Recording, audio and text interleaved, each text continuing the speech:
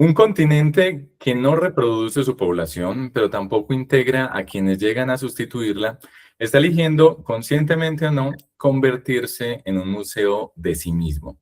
Hermoso, ordenado, lleno de historia y completamente inmóvil. Las catedrales seguirán en pie, los museos permanecerán abiertos, pero ¿quién pagará las entradas? ¿Quién limpiará los suelos? Esto que estoy leyendo a continuación hace parte del libro Ciudades Senior que ha escrito Valdir Ochoa, que además fue Premio Simón Bolívar de periodismo y además también Premio de Periodismo Rey de España y nos acompaña el día de hoy en Come Libros. Valdir, bienvenido. Carlos, un abrazo cordial para ti, para toda tu audiencia, para Come Libros y por supuesto pues para este ejercicio tan bonito que haces de conversar con autores, de conversar con literatos. Por supuesto no soy un literato, simplemente he hecho una investigación de un tema que me pareció súper interesante y súper pertinente y aquí estoy pues para compartir contigo y con la audiencia todo lo que quieran saber sobre Ciudades Senior. Valdir, empecemos hablando un poco de la historia del libro. ¿Cómo se te ocurrió que ibas a escribir un libro sobre las ciudades para el mundo de hoy, un mundo donde la población cada vez envejece más? Sí, Carlos, yo por supuesto tuve la oportunidad, la maravillosa oportunidad del servicio público. Fui gerente de Telemedellín de 2012 a 2014 en la ciudad y fui también secretario de comunicaciones en 2015 de la alcaldía de Medellín, del municipio de Medellín. Y pues por supuesto ahí se inoculó ese interés por las ciudades, por lo urbano. Después de esa experiencia en lo público, en 2016 con un grupo de amigos creamos una plataforma digital llamada La Network, que era una plataforma latinoamericana de ciudades donde tratábamos todos los temas de ciudades, de urbanismo, de sostenibilidad, de paisaje, de diseño urbano, de paisajismo, etcétera, etcétera. Y, por supuesto, en ese trabajo periodístico de la Network, tuve la oportunidad de cubrir varios foros urbanos mundiales. En 2020 estuve en Abu Dhabi, en Emiratos Árabes Unidos, en el Foro Urbano Mundial, y en una de esas tantas tardes del foro ingresé a una mesa redonda de adultos mayores y ciudades y me llamó mucho la atención, no sé si por la hora o por el día del foro, había muy poca gente discutiendo el tema. Y cuando empecé a escuchar a los ponentes, pues dije yo, hombre, este tema está muy grosso, este tema es muy fuerte, es muy importante y nadie está hablando de él. Entonces, digamos que esa fue como la primera señal. Después regresé aquí a Colombia, yo era asesor de la gobernación y pues todos quedamos encerrados por cuenta de la pandemia y el libro se fue posponiendo y se fue posponiendo por muchas razones hasta el año pasado a principios, con una empresa que creé recientemente, tenía una reunión con un potencial cliente y ahí, como ya me había pasado antes, Carlos, y soy muy providencial, creo mucho en la providencia, de alguna manera sentí como que Dios me dijo, bueno, joven, o lo va a hacer o se lo entrego a otro. Entonces ya me puse en la escritura todo el año 2025 y bueno, ya está aquí gracias a Intermedio Editores, que es la editorial, el libro de Ciudades Senior. Valdir, en Colombia estamos teniendo una tasa de crecimiento poblacional por debajo de lo que llamamos en economía la tasa de reemplazo, que si mal no estoy, es como cercana a 2,1 y nosotros estamos más bien cerca del Así es, 1. así es. Eh, Eso en un país en vías de desarrollo como Colombia, pero esas tasas son aún más dramáticas en los países desarrollados. ¿Qué estamos haciendo como sociedad a propósito de lo que estabas diciendo, que parecía que nadie se interesara en el tema en estas conferencias? ¿Qué estamos haciendo como sociedad para anticiparnos, para prepararnos a ese futuro donde buena parte de la población, la mayoría de la población, va a ser población vieja? Sí, Carlos, bueno, yo creo que ahí, digamos, hagamos un pequeño contexto para la audiencia. Bien lo dices tú, con excepción de África, todos los otros continentes tienen hoy problemas con las tasas de natalidad. Por supuesto, la expectativa había aumentado en todos ellos. África sigue siendo el de menos expectativa de vida. Eh, por ejemplo, Europa, para citar el caso más dramático, Europa tiene hoy una edad promedio de casi 45 años. Piensa que la edad promedio en Colombia es de 28 años. En América Latina estamos en 28, 29 también, en promedio. Entonces, date cuenta pues de lo complejo que empezaste pues con ese texto de Europa, lo complejo de un continente como el europeo.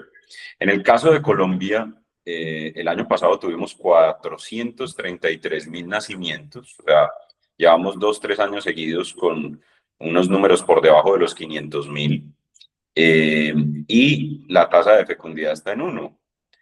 Bien decía, si es real, la tasa de reemplazo es 2,1.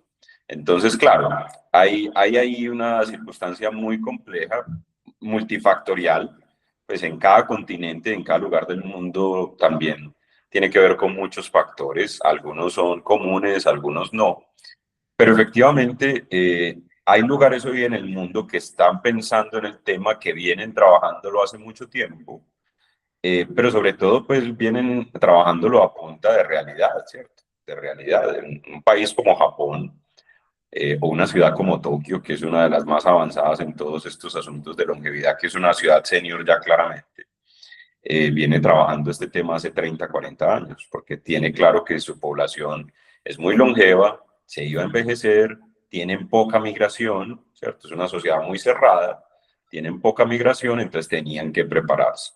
Pero en general te diría, no hay mucha conciencia en las sociedades y en los tomadores de decisión sobre este tema.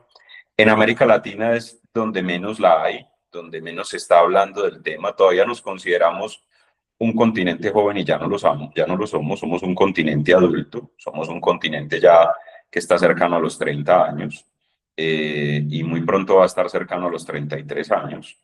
Entonces, en América Latina es donde creo que hay más que trabajar el tema, y en algunos otros lugares del mundo apenas se está abriendo la discusión. Y yo agregaría, para terminar a tu pregunta, Carlos, también en nuestras culturas occidentales hay, digamos, una suerte de desdén y de rechazo a llegar a la vejez, a ser viejos.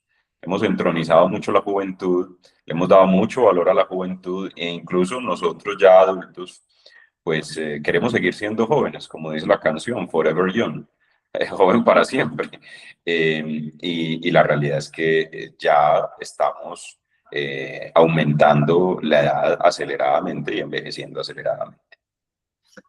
Valdir, mencionaste el tema de la inmigración y también está dentro del libro, pues, la crítica a las políticas nacionalistas antiinmigrantes que se han vuelto también tan frecuentes en Europa y en Estados Unidos. No, no hay como una contradicción entre la necesidad en términos demográficos y lo que están proponiendo los políticos.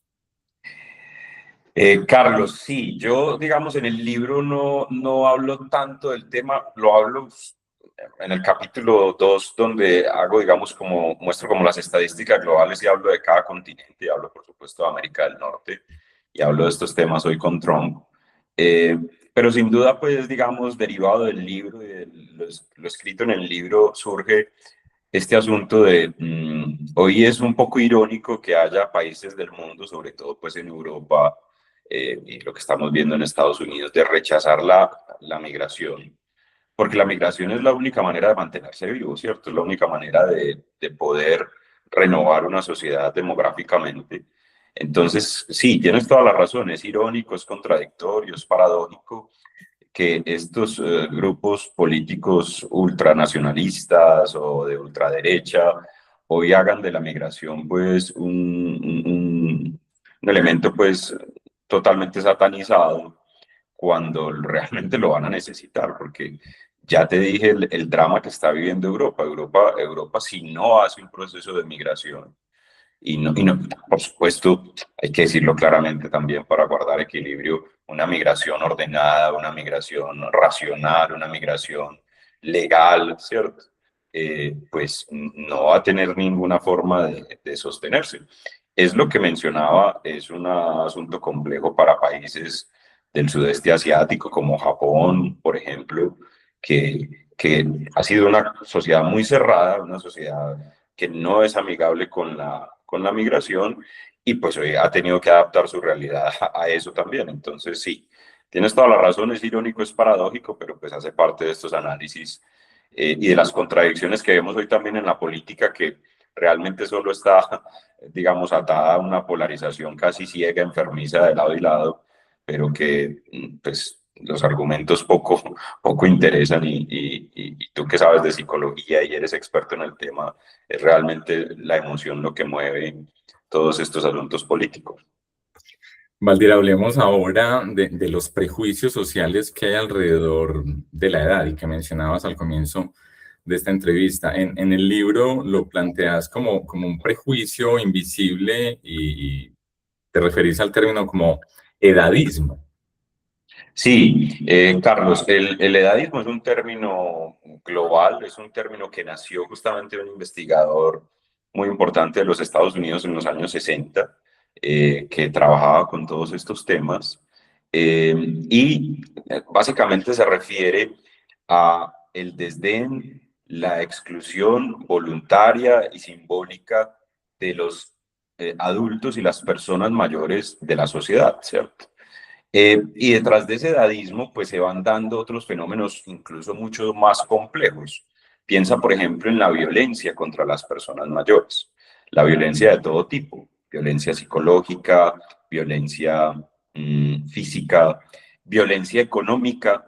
Recientemente hubo un caso en Medellín que fue pues muy famoso y se viralizó en redes de una pareja de esposos de 65 y 68 años que perdieron todo su capital, perdieron todos sus ahorros de cuenta de un pariente pues abusivo de estos adultos mayores, y ellos ante esa realidad decidieron suicidarse.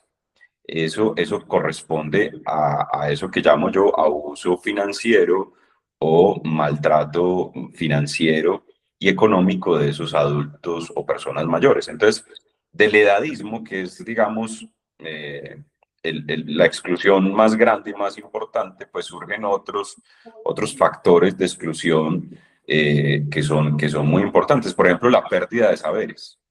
Los adultos o personas mayores tienen un conocimiento, una experiencia que la dejamos perder de la nada, ¿cierto? Porque los vamos excluyendo lentamente. Les decimos, no, ustedes ya para las necesidades de esta sociedad y para las necesidades de este mundo, ustedes ya no caben. Eh, Vayan saliendo, que es que ya vienen otros en fila, ¿no? Entonces, un poco el libro, el tercer capítulo, se refiere exclusivamente a eso, a las dificultades, a los obstáculos que hay para las personas mayores. Eh, y sobre todo quiero enfatizar en algo, Carlos, y para tu audiencia. Eh, este tema de las ciudades senior no está planteado solamente desde que pensemos las ciudades como las ciudades hospitales, las ciudades que van a atender a personas mayores por su fragilidad o por su deterioro, no. Hoy, las más importantes inversiones que se están haciendo en el mundo por parte de los empresarios más poderosos de Silicon Valley, después de sus tecnológicas, de sus empresas tecnológicas, son en investigaciones que tienen que ver con la longevidad, cómo aumentar la expectativa de vida, cómo mejorar la condición física y mental de las personas mayores. Entonces, nos vamos a enfrentar a una sociedad en unos 10, 20, 30 años donde cada vez va a ser más normal que veamos personas que viven 100 años, 110 años, 120 años, por, digamos, los avances biomédicos, los avances en investigaciones y los hábitos también de vida. Entonces eso significa que vamos a tener más tiempo de vida donde vamos a tener que seguir estando en actividad, vamos a ser activos y qué vamos a hacer durante todo ese tiempo. Entonces, ¿cómo vamos a diseñar esas ciudades? Entonces, Ciudades Senior también está pensando no en las personas mayores solo desde su deterioro, fragilidad, etcétera, etcétera, sino también desde una esperanza de vida que se va a alargar en la que tenemos y debemos seguir siendo productivos. Y sobre todo, no solo tenemos y debemos, queremos seguir siendo productivos y queremos seguir siendo activos. Me hace recordar al divulgador científico español Eduardo Punset. Él tenía un programa que se llamaba Redes para la Sí, Ciencia. sí, sí, Y sí. en uno de esos programas estaba hablando de que próximamente íbamos a tener generaciones centenarias, pues, y lo Total. estamos empezando a ver, personas que se acercan a los 100 años y que en consecuencia, por ejemplo, cosas como pensar en un pregrado para hacer el resto de mi vida va a entrar en desuso, porque pues es decir, yo estudié, por decir cualquier cosa, arquitectura y me voy a dedicar el resto de mi vida a arquitectura, puede perder ya sentido cuando voy a empezar a llegar a los 100 años. Posiblemente entonces tenga yo que pensar también qué voy a hacer en la segunda parte de mi vida, a qué me voy a dedicar, que puede ser una cosa totalmente distinta a la que dediqué la primera parte de mi vida. Sí, así es, Carlos. Y me acabaste de tocar pues la vena, porque yo estoy, digamos, como en ese momento de mi vida. Te decía antes de grabar que casi toda mi carrera profesional fue alrededor del periodismo y hoy de alguna manera esa llama se fue apagando. Entonces hoy tengo como otras necesidades, tengo otras expectativas, estoy pensando en otras cosas. Y por supuesto, es casi que hay que repensar si es necesario modificar tu curso vital, si es necesario pensar en cosas nuevas. Uno de los temas importantes, importantísimos que toco en el libro, y entonces aquí me toca hacerte también contexto a ti y a la audiencia. Cuando hablo de una ciudad senior, en el libro propongo un modelo, y ese modelo tiene 5 pilares, digamos, tiene 5 asuntos fundamentales. Entonces, la ciudad senior primero debe ser una ciudad física, donde la actividad física, donde hacer deporte, donde mantener tu cuerpo bien, sano, pero sobre todo mantener tu musculatura, que la musculatura es la que sostiene el esqueleto, pues es supremamente importante. Entonces, ¿cómo tenemos ciudades más físicas, con mayor actividad física? El segundo pilar es, por supuesto, ser una ciudad accesible universalmente, en todo orden, las calles, las vías, los autobuses, los edificios, las viviendas. Por ejemplo, hay que pensar en una modificación de las viviendas con baños más amplios, con casas con pasamanos, con cocinas que no tengan gabinetes altos, ¿cierto? Porque ya las maneras de movernos son distintas también. El cuarto es la ciudad cuidadora, cómo tenemos sistemas de cuidado, cómo cuidamos al cuidador. Hoy se está dando un fenómeno, Carlos, y piénsalo, hoy personas de 50 y 60 años están cuidando a sus papás de 80 o de 75, de 90, pero resulta que es que esos que están cuidando ya están también en una etapa avanzada, ¿cierto? Son personas mayores. Entonces, ¿ellos qué? ¿Quién los va a cuidar a ellos? Y un quinto pilar es la ciudad divertida y es el derecho al ocio. Los adultos mayores tienen derecho al ocio, a disfrutar del ocio. Pero bueno, te daba este contexto es porque uno de esos pilares que no te he mencionado es la ciudad digna. Y cuando hablo de ciudad digna es que los adultos y las personas mayores seguirán siendo activos económicamente, productivos económicamente. Entonces tenemos que pensar en una sociedad que hace unos ejercicios de reeducación de personas mayores, de reentrenamiento, porque como tú dices, yo me pude haber dedicado los primeros 50 años de mi vida a algo, pero seguramente luego me quiero dedicar a otra cosa. Entonces, reentrenarme, estudiar una nueva carrera, tener una nueva formación, de pronto mucho más corta que la que tuve en el ciclo pasado. Eh, Tengo también que aprender de nuevas tecnologías. Hoy cada vez las personas mayores aprenden más de tecnologías. Las que quedaron ya con un rezago muy fuerte o con el rezago más grande son las personas mayores de 75, 80 años, que les cuesta ya adaptarse a la tecnología, pero los que están de ahí para abajo ya se han venido adaptando, utilizan el WhatsApp, utilizan las redes, han aprendido, ¿cierto? Los hijos le han enseñado. Pero otro tema súper importante es el emprendimiento senior. Siempre que hablamos de emprendimiento, pensamos en los jóvenes. Entonces, las ciudades y las universidades, cuando hablan de los cursos o de los programas o de las políticas o de las estrategias de emprendimiento, están pensados es para aquel joven que va a terminar su universidad, entonces va a crear su propia empresa y su negocio. Pero resulta que hoy tan importante como ese joven es esa persona mayor que se jubiló, se pensionó o tiene que seguir trabajando, porque entre otras, un fenómeno global es que son muy pocos los adultos y las personas mayores que tienen acceso a una jubilación, la gran mayoría tienen que seguir trabajando. Entonces, ese emprendimiento es tan importante para los jóvenes como para las personas mayores.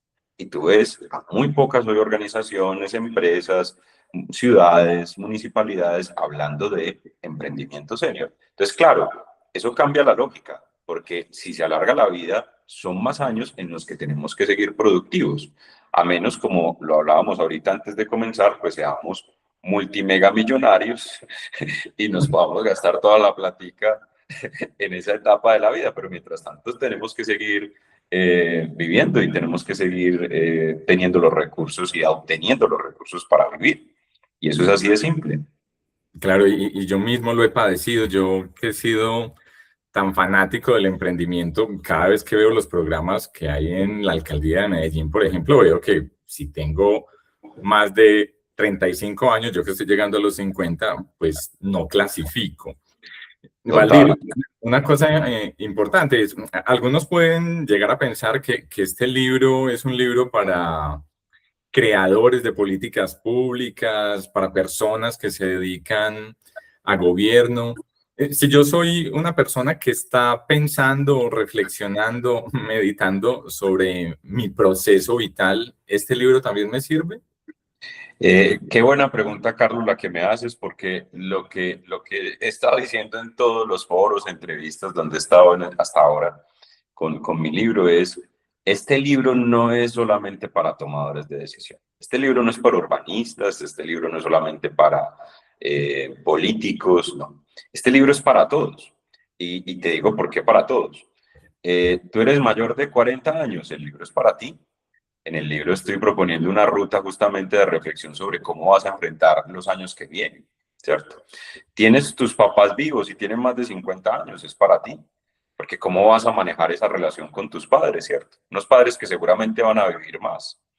Tienes tus abuelos vivos, ¿cómo es también esa relación con ellos? En el libro también planteo cómo recuperar los saberes, cómo seguir incluyendo a esos abuelos en toda la dinámica social. Pero todas las profesiones que tú quieras. Tú trabajas en un gimnasio, el libro es para ti, porque en el libro hay todo un segmento de esa ciudad física donde digo claramente que vamos a necesitar cada vez más profesionales de la educación física, más deportólogos, más ortopedistas, más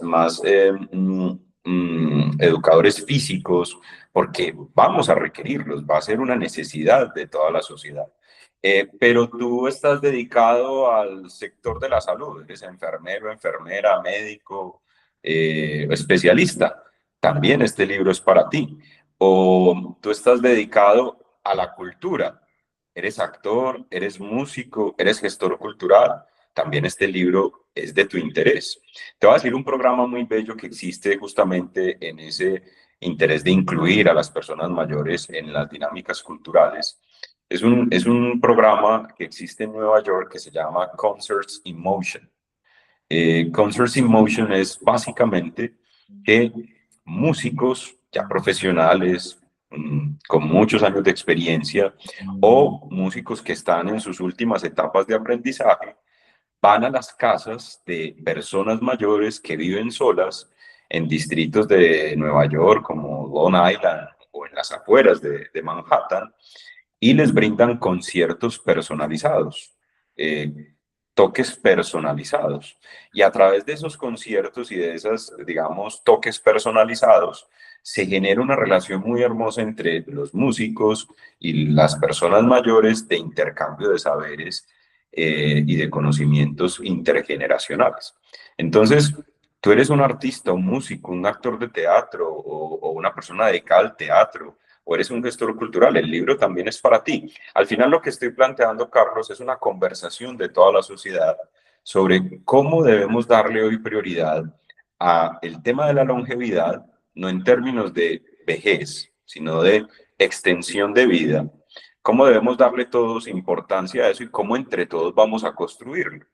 Porque al final lo que debe ser de nuestro interés es que todos estemos enterados de esto para que pidamos a los que gobiernan políticas y acciones alrededor de eso. Acabas de tocar el mejor ejemplo del mundo, tu caso y mi caso, porque digamos, yo digo claramente en el libro que yo me inventé una categoría para mí, yo soy un precucho, y un precucho es que ya va a entrar a esa etapa, pues, senior, pero tú lo acabaste de decir, si yo no tengo claro que existe el emprendimiento senior, que ya hay países y ciudades del mundo que lo aplican, ¿cómo diablos le voy a pedir a la alcaldía de mi ciudad que venga? ¿Cómo le voy a exigir? Cree un programa para nosotros, ¿cierto? Entonces, igual pasa con muchas otras circunstancias del urbano.